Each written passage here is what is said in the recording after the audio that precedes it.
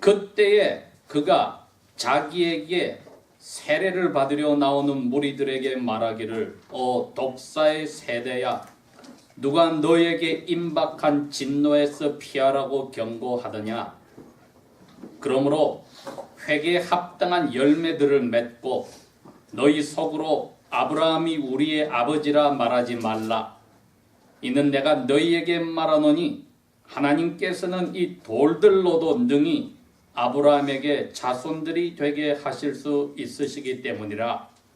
도끼가 나무들 뿌리 위에 놓였으니 그러므로 좋은 열매를 맺지 아니하는 나무마다 찍혀 불 속으로 던지우느니라 하니라. 사람들이 요한에게 물어 말하기를 그러면 우리가 무엇을 하여야 하리까 하매 그가 그들에게 대답하여 말하기를 겉옷이 두 벌이 있는 자는 하나도 없는 자에게 나누어 주고 먹을 것이 있는 자는 이와 같이 행할지니라 하니라. 그때 세리들도 세례를 받으러 와서 그에게 말하기를 선생님, 우리가 무엇을 해야 하리까 하매 그가 그들에게 말하기를 너에게 정해진 것 외에는 더 거두지 말라 하니라. 또 군인들도 그와 같이 그에게 물어 말하기를 그러면 우리가 무엇을 해야 하리까 하매 그가 그들에게 말하기를 아무도 억압하지 말고 거짓으로 고소하지 말며 너의 급료로 만족하라 하니라.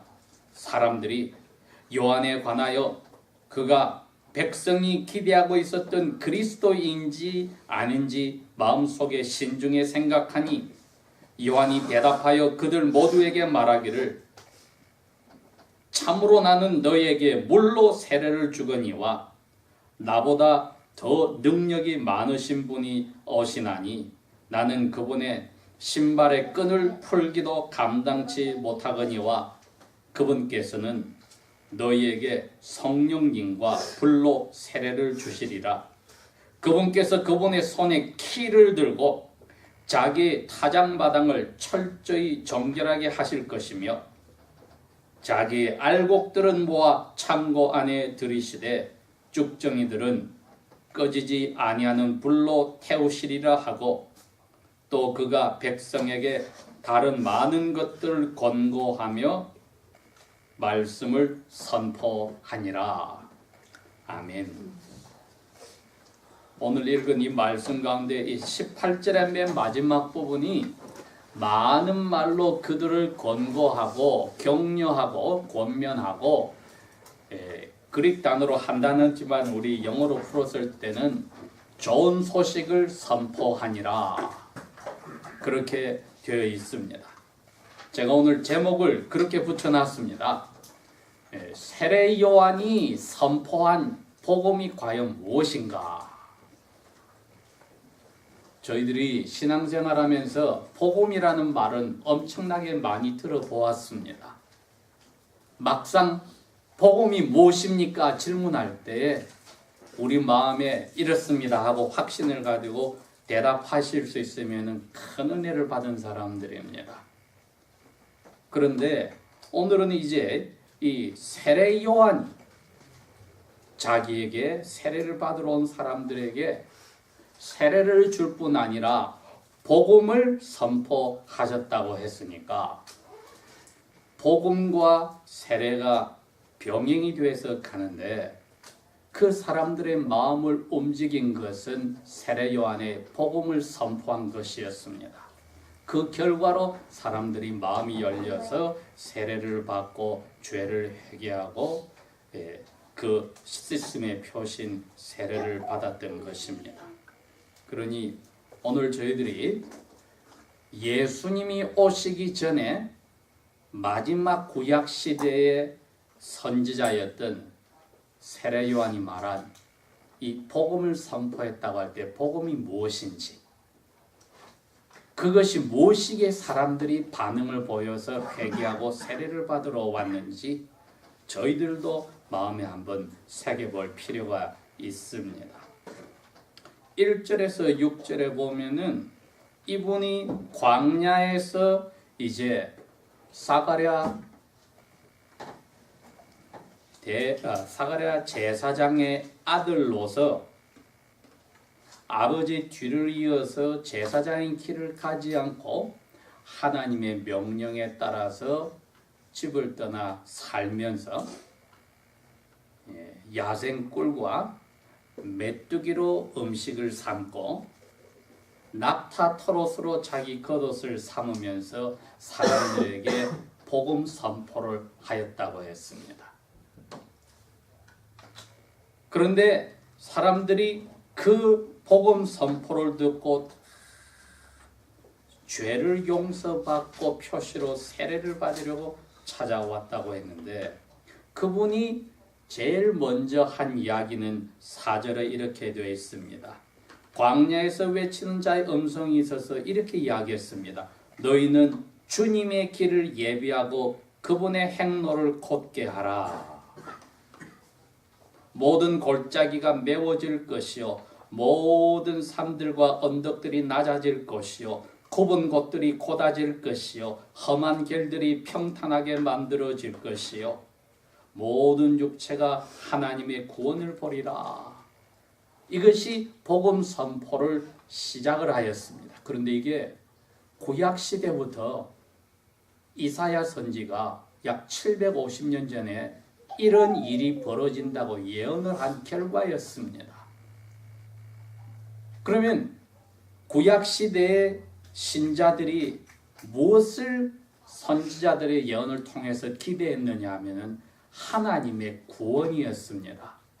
즉 1년에 한 번씩 혹은 매일 성전뜰에서 짐승을 죽이고 또 자기가 자기 스스로의 죄를 용서하려고 짐승을 가져와서 그 양머리에 자기 손으로 얹고 자기 죄를 전가하고 그 다음에 직접 죽여서 쓰러진 그 양을 불에다 태우는 이 행위를 죄 용서 받으려고 할 때마다 제사 지낼 때마다 이 복음을 예언을 생각하는 겁니다. 주님의 구원을 우리는 기다립니다. 즉 주님께서 에덴 동산에서부터 범죄한 아담과 그의 아내에게 약속하신 대로 여자의 후손으로 사람으로 와서 단번에 우리 대신에 죄를 해결하여 줄 분을 기다립니다. 여러분 이게 구약시대부터 선지자들이 한 구원이 오겠다고 하는 약속, 그게 구약시대의 복음이었습니다. 그렇기 때문에 이 이사야가 예언한 대로 세례 요한이 왔을 때도 바로 그 이사야가 한 말을 그대로 했습니다. 이제 그걸 줄여서 이분은 요약해서 한 말이 하나님의 때가 이제 다 왔다. 즉 구약의 선지자들이 1000년 동안에 예언하여 왔던 그 일이 이제 때가 되어서 이루어질 때가 되었다. 회개하라. 이렇게 이야기를 했습니다. 그러니 세례 요한이 복음을 선포했다 할 때는 구약시대에 예언된 것을 요약해서 말씀을 전한 것이니 좋은 소식을 선포했다고 했을 때 그 좋은 소식이 무엇인지 구약시대의 예언서들을 보면은 다른 게 아니라 죄를 깨끗하게 용서하여 주는 희생 제사가 필요 없는 사건이 나는 때가 온다. 그리고 그 일을 할 분이 온다. 그분의 이름은 메시아다. 이제 이 일이 드디어 세례 요한이 오면서 그 메시아가 등장한 것이 바로 내 뒤에 오시는 분이라고 이야기를 시작을 했습니다. 그러니 세례 요한의 이 복음을 들으려고 많은 사람들이 왔을 때 세례 요한이 그분들에게 이제 이 복음을 풀어서 설명을 해줍니다.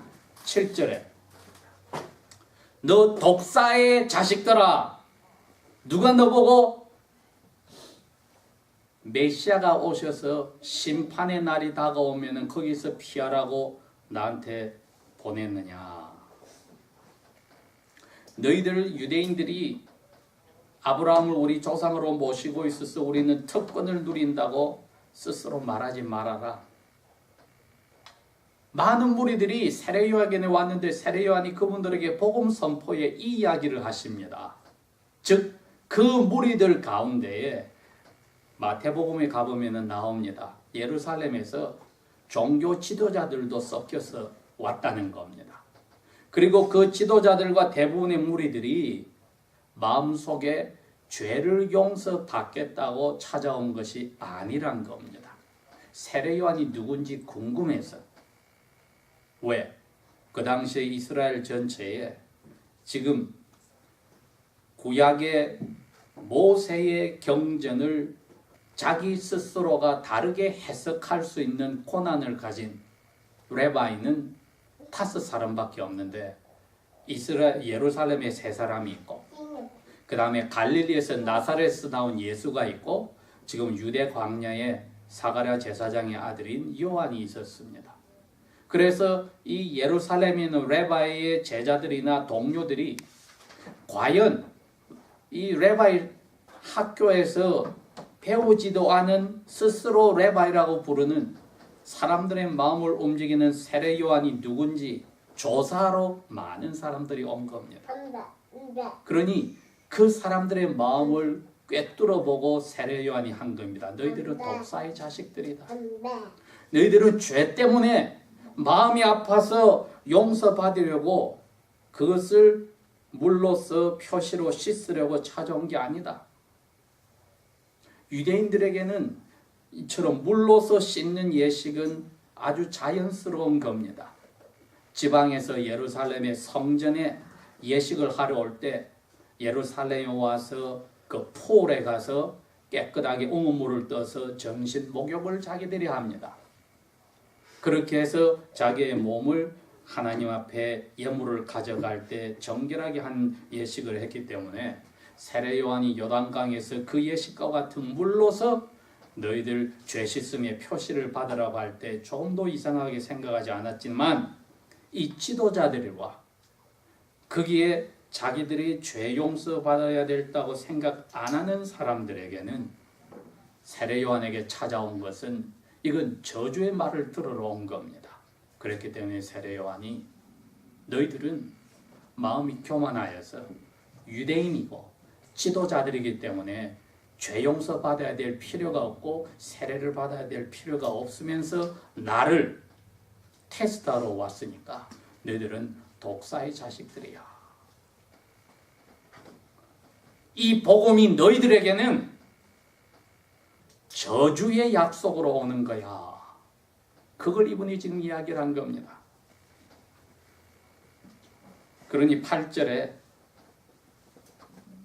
회개를 해서 회개한 사람답게, 회개는 마음이 바뀌고 생각이 바뀐다는 뜻이니까 그러면은 생활이 바뀌는 열매를 맺어야 된다. 너희들 이거 안 하면은 용서받을 죄가 없다 생각하니까 너희들은 하나님께서 용서하지 못하기 때문에 겉으로 유대인이고 지도자라고 해도 아무 의미가 없다는 것을 밝혀주셨습니다. 그러니 세례 요한이 한 이 복음은 제일 먼저 사람들에게 너희들이 누군지를 깨달아서 거기서 돌아서라고 이야기를 합니다. 회개하라고 이야기를 합니다. 왜? 이게 유대인들이 선지자들을 통해서 약속한 것을 기다리는 자세입니다. 여기 보면은 15절에 올바른 마음을 가진 사람들은 이렇게 생각했다고 했습니다. 메시아가 오시기를 간절히 기다리고 있던 사람들은 혹시나 이 세례를 주는 사가랴 제사장의 아들 요한이 바로 그 메시아가 아닐까 하면서 찾아왔다고 했습니다.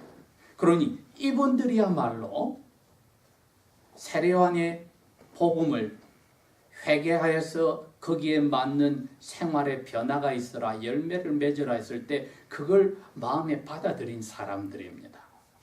그러나 독사의 자식들이라고 저주를 약속을 받은 사람들은 대답을 한 사람이 여기 아무도 없습니다. 왜? 자기들은 죄가 없으니까 상관이 없다고 생각을 하는 것입니다. 그러면 세례 요한이 말한 이 복음 좋은 소식이 무엇인가 했더니 세례 요한이 이렇게 시작합니다. 9절에 도끼가 나무들 뿌리에 지금 놓여 있다. 즉 던져서 잘리면은 불에 들어가는 심판의 날이 곧 다가왔다는 겁니다.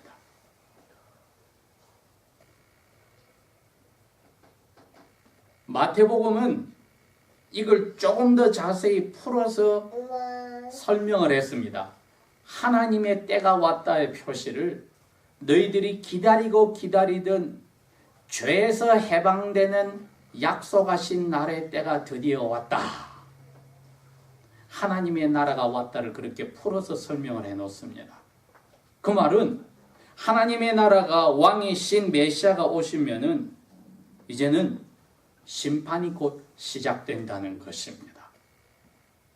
그러니 예수님께서 메시아로서 복음을 선포하실 때 예수님과 같은 세대에 살던 사람들이 가장 무서운 심판을 받는다고 말씀하신 것이 이해가 됩니다.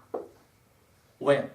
내가 왕으로서 너희들에게 이 몸을 가지고 나타나서 기적도 행하고 그 다음에 죽은 사람도 살리고 병도 낫게 하고 또 하나님 나라를 내가 이제 너희들 가운데서 만들어 간다고 회개하라고 했는데도 귀를 기울이지 않고 회개하지 않았으니 너희들은 유황불로 심판받은 소돔과 고모라보다도 더 악독하다고 이렇게 예수님이 이야기를 하셨단 말입니다. 그렇게 생각하면 여기 9절에 도끼가 이제 메시아가 오셔서 복음을 선포하기 시작하면 도끼가 너희들의 생명을 심판날로 이끌어서 상을 줄지 지옥불에 넣는 자리에 갈지 결정할 때가 금방 다가온다는 이야기입니다. 그러니 예수님이 하신 복음의 선포와 이 세례 요한이 한 복음 선포는 조금 성격이 다른 게 세례 요한은 곧 이 날이 온다.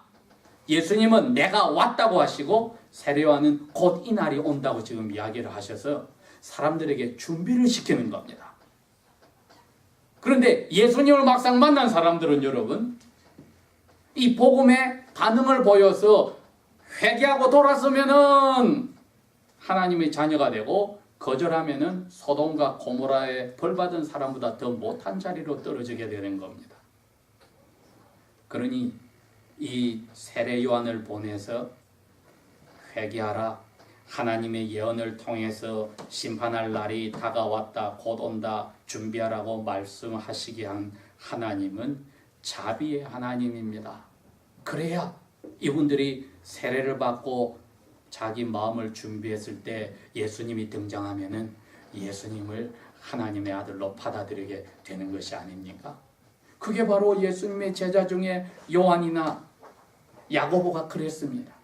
세례 요한에게 와서 회개하고 세례를 받고 물로서 그 회개의 표식을 받고 기다렸습니다. 예수님이 나타났을 때 세례 요한이 저분이 세상의 죄를 지고 가던 6월절의 어린 양과 같은 하나님의 어린 양이라고 하니 그 레바이 세례 요한을 떠나서 예수님을 찾아갔습니다. 바로 이게 세례 요한이 하는 복음의 선포였습니다. 그래서 저희들은 예수님이 선포하신 복음에 대해서 알아보기 전에 오늘 세례 요한이 선포한 복음을 알아보는 이유가 여기 있습니다. 도대체 이 복음이 어떻게 해서 사람들의 마음을 준비를 시켰는가? 메시아를 만날 수 있도록 회개하도록 준비를 시켰는가? 9절에 보니까 심판날에 온다는 것을 그리고 회개한 사람이 열매를 맺지 않으면 심판날에 가차없이 불에 사라진다고 엄청난 경고의 그 내용을 주신 것이 이분의 복음에 들어있었습니다.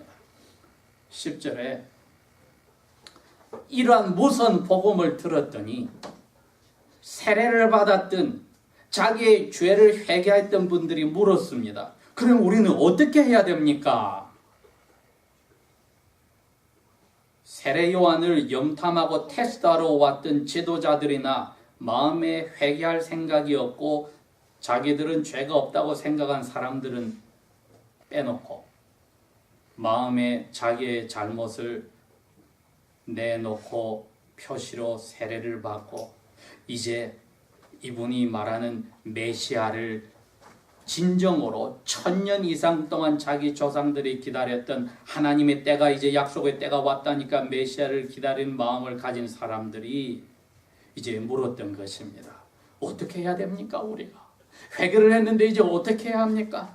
죄 용서받았다는 이 표시까지 받았는데 어떻게 해야 됩니까? 했더니 설명을 합니다. 11절에 너 옷 2벌 가진 사람이 있어? 한 벌도 없는 사람에게 하나 줘. 너 먹을 거 많아? 먹을 거 없는 사람에게 줘.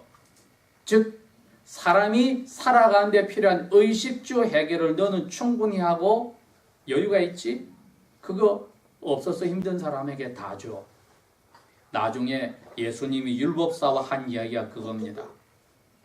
10가지 계명 10가지 말씀의 요약은 마음과 뜻과 성품을 다해서 여호와 하나님을 사랑하라는 것이고, 두 번째는 그와 같이 네 몸을 아끼듯이 내 이웃을 사랑하라는데 이게 이웃 사랑하라는 내용입니다. 보이지 않는 하나님 사랑 우리가 입으로 말해도 아무도 우리가 거짓말인지 참말인지 알지를 못합니다. 그래서 하나님이 5계명에서 10계명까지 6계명을 주면서 너 이웃 사랑을 해야 나 보이지 않는 하나님을 사랑했다고 하는 거 내 그 말 믿어줄게 그 뜻입니다. 그래서 세례 요한이 복음의 두 번째가 그거였습니다.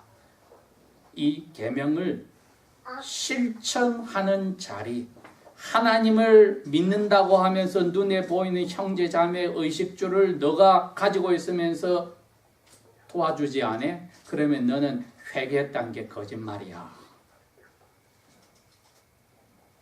이게 세례 요한이 한 복음 선포의 내용이었습니다.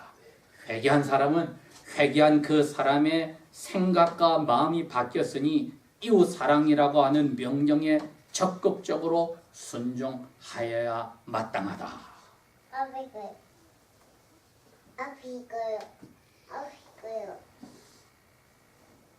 그 다음에 이제 구체적으로 세 종류의 사람들이 왔습니다. 세리들이 가장 가슴 아파하는 겁니다. 자기가 잘 먹고 잘 살렸고 뻔히 적국인 로마 황제 명령에 따라서 자기 동료들에게 돈을 뜯어서 자기가 치부를 했는데 그럽니다. 레바이요, 우리는 어떻게 할까요? 너 죄 회개의 용서를 받았지? 그러면은 로마 법에 정해준 것 말고는 더 이상 돈을 세금을 더 뜯어내지 말아라. 여러분 이거 아주 단순하지만은 21세기를 사는 우리 그리스도인들이 새겨들어야 될 이야기입니다. 우리가 의로움의 삶을 사는 것이 예수님을 만나게 한 그 준비의 복음의 내용에서 이미 나와 있습니다. 에스겔 선지도 바벨론의 포로로 잡혀간 사람들에게 똑같이 이야기합니다. 너희들이 왜 이 고생하는 줄 아니? 이웃 사람들에게 공의로운 삶을 살지 못하기 때문이야. 즉 이웃 사랑을 하지 않기 때문이야.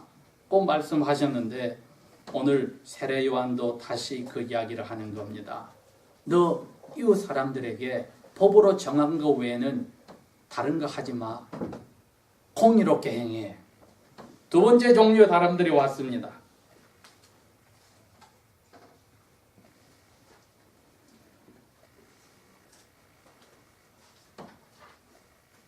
우리는 그럼 어떻게 해야 되죠? 너희들 힘이 있다고 사람들에게 돈을 뜯지 말고 너희들 받는 급료로 만족해.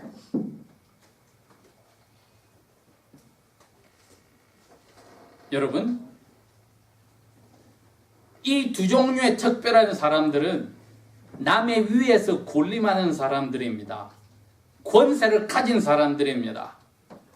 그럼에도 불구하고 이웃 사랑을 나타내기 위해서 너 자신이 죄인이라고 그 죄 용서를 받은 사람의 모습으로 생활을 꾸려나가지 않으면 안 된다.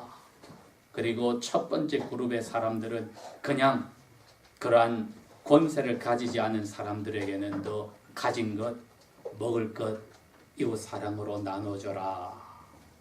이렇게 함으로써 세례 요한의 복음은 사람들에게 무엇을 하여야 세례받은 죄 용서받은 회개한 사람의 그 회개의 열매인지를 공의롭게 살아야 하는지를 보여주었고, 그것이 마음에 와닿지 않는 사람들은 메시아가 올 때 심판을 기대하고 있으라고 합니다. 그렇기 때문에 16절에 세례 요한이 이렇게 이야기했습니다. 나는 너희들에게 죄 씻음의 표시인 물로만 세례를 주지만은 내 뒤에 오실 분은 나보다도 능력이 너무나 큰 레바인데 나는 그분의 노예 자리보다도 더 낮은 자리에 있어. 그래서 노예가 그분의 신발끈을 묶고 풀어주지만 나는 그것을 할 자격도 없어 하고 자신을 소개하고는 그분은 성령님과 불로서 너희들에게 세례를 줄 거라고 이야기를 했습니다. 여러분, 이거는 세례 요한의 제일 마지막 복음의 핵심이었습니다. 앞으로 오실 분은, 이 메시아는 그분이 오시면 하나님 나라가 시작이 된다. 그러면은 이제 너희들은 바람에 날려가는 쭉정이가 되든지 아니면 무거워서 떨어져서 곳간에 챙기는 알곡이 되든지 둘 중에 하나는 그 시간밖에 남지 않아. 그 일을 이분이 성령님을 보내서 교회를 만들면서 시작할 거야. 그리고 성령이 내려올 때 불과 같이 내려와서 너희들의 날마다의 죄로 더러워진 것을 태워주는 일을 할 거야. 그러니 성령과 불로서 너희들의 영혼의 세례를 준다고 함으로써 마음에 준비되어 있는 사람들에게 메시아가 오셔서 할 일을 기대하게 하고 그 심판날에 보상의 날에 확신을 가지게 하는 그러한 메시지를 주었던 것입니다. 그러니 이거야말로 마음으로부터 죄 용서를 받고 회개한 사람들에게는 위로가 되었습니다. 오늘 우리에게 주님께서 오셔서 세례요한을 통해서 한 이 처음 메시지를 전해주셨을 때 우리가 마음의 위로를 받는지, 우리는 이미 하나님 나라에 들어와 있다고 하면서도 아직까지 심판의 날을 기다리고 있는 저의 삶이 회개에 합당한 열매를 맺어서 가장 가까운 이웃인 내 부부사의 아내나 남편에게나 부모님에게나 자녀들에게나 그리고 내 친척들에게나 내 직장의 동료들에게나 내 사업장에 내 밑에 일하는 사람에게나 직장의 상사들에게나 내가 공의로서 내가 고난을 가졌을 때 그것을 이웃 사랑으로 나타내는가? 아니면 내 중심으로 하는가? 이거 하나만 딱 갖다 놓으면은 세례 요한의 복음의 메시지가 불과 성령님으로 세례받은 사람의 모습의 열매인지 아닌지가 잘 드러나는 거죠. 기도하겠습니다.